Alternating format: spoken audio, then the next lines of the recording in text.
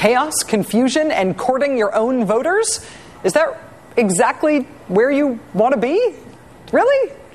Joining us now is Democratic Senator Barbara Boxer of California. She is supporting Barack Obama for president. Senator Boxer, thank you so much for joining us. Thank you for having me on your show, Rachel. The poll numbers certainly do look good for Senator Obama and Senator Biden right now. I know you were campaigning for them today in Florida. You're off soon to Minnesota and to Ohio. What does the Obama-Biden campaign need to do for the next 3 weeks if they are going to have their best chance at winning those 3 swing states? Rachel, I think they have the winning formula. They're authentic. Barack is who he is. Joe Biden is who he is. They are looking at the American people straight in the eye and saying, we know what you're going through, and we're going to do everything to fix it. I think Barack's new plan today just keeps moving forward. Yesterday's news was the bailout package. It had a lot of problems. They're finally learning from England that they should go ahead and invest in the banks, get an equity share for taxpayers instead of buying up those toxic assets, which I never supported that idea. They're doing that right. But what's next? Rachel, what's next is making sure we avoid a deep recession. We are losing so many jobs, and Barack understands that, and Joe understands that. And so they're way ahead of McCain, and I think the plan that Barack put out today, looking at the type of tax cuts that small business needs to create jobs, looking at this infrastructure program that you spoke about, in addition to roads, and we know our bridges are falling down. Our schools need to be made energy efficient and rebuilt. That's part of the plan. At the end of the day, Barack is just way out in front, looking at the next problem and showing the American people his kind of leadership, which is calm, cool, and collected, and smart. That sort of idea of investing in infrastructure, in schools, in, I'm assuming, things like our transportation system as well as our communication system, all of that, reinvesting in the country has the immediate effect of creating jobs. It also, ideologically, will be a red flag to conservatives and to the Republican Party. Is the Democratic Party prepared to politically defend the idea of a New Deal? Well, let me tell you why I don't exactly agree with you. I'm the chairman of the Environment and Public Works Committee, and every few years we write a transportation bill, an infrastructure bill. It gets support across the board. One exception, by the way, several years ago was John McCain. He was one of 4 to vote no.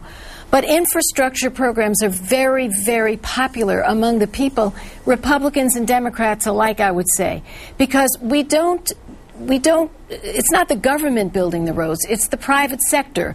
We just fund the private sector. And so it's a very popular program. So no, I don't think we're going to run into trouble with independents or Republicans. I have had a hard time figuring out what the Republican position is on getting out of this economic crisis. I know that Republicans in the Senate voted 2-1 for the bailout plan. Republicans in the House voted 2-1 against it. John McCain and the congressional leadership on the Republican side, they were for it. The RNC is running ads attacking Barack Obama for supporting it. From inside the Senate, do you have a sense of what the Republican Party's position is on how to get out of this mess? It's a very good point. I would say to you that they're really leaderless. You know, the president and the vice president are yesterday. And, you know, every time the president comes out to address the people, the stock market goes down. So there's no confidence there. When Mr. Paulson comes out, he reads a speech. His assistant that he put in charge of the bailout, they read speeches. That is not what we need now. We need to have people who build confidence, who know what they're thinking. So I think the Republicans are leaderless, and you see many Republicans now abandoning John McCain's campaign. I'm not saying they won't vote for him, but Rachel, I'm at the point, and I'm here in Florida, there are a lot of independents and a lot of Republicans. And the point I'm making is, because they're saying, well, don't you think Barack is going to win? And I say this, I'm too cautious to predict a win. But I will say this, what we need now is a Barack Obama, big, win. And we need a big win in the Congress, because this country has to, get over these last 8 years and begin investing in our country and rebuilding our nation and beginning to talk to the rest of the world so the rest of the world follows us once again. And this is that moment in history. It's exciting to be in these battleground states, and I'm very hopeful after what I've seen today, doing about 5 different events. Right now, just looking at a snapshot of where we're at in the presidential race, if the election were held today or tomorrow, we know that it would be a landslide for the Democrats, and who knows what's going to happen over the next 22 days. But say it is a big win in November. Would you support efforts to bring accountability on some of the constitutional issues, some of the potential war crimes issues that do plague our ability to regain the moral high ground and to be a beacon of hope in the world? Would you see that as looking backwards at the Bush administration, or would you see that as a way to move forward? I think it's a way to move forward if it's done right.